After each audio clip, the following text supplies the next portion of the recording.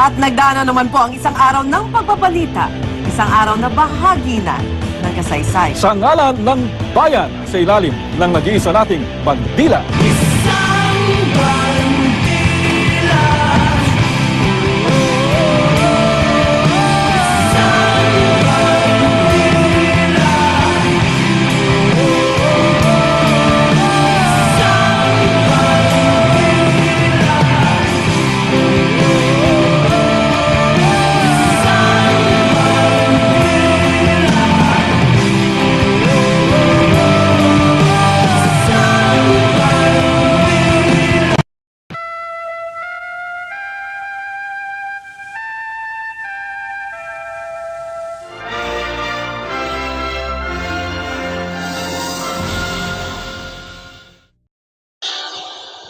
This is ABS-CBN Corporation Channel 2, a commercial television station transmitting on a 346.2 kilowatt effective radiated power with permit number BSD-0547-2011, authorizing the station to operate until December 31, 2014. Channel 2 transmitter is located at ABS-CBN Broadcast Center, Sergeant Esguerra Avenue, Diliman, Quezon City.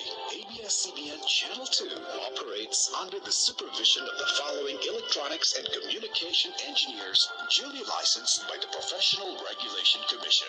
Engineer Bernardo M. Acosta, ECE number 6672. Engineer Erwin L. Francisco, PECE 0428, and carried out by the following personnel duly licensed by the Professional Regulation Commission and the National Telecommunications Commission. Engineer Jose Rizalde Umipig, ECE number 2889. Engineer Melvin Acosta, PECE 0407.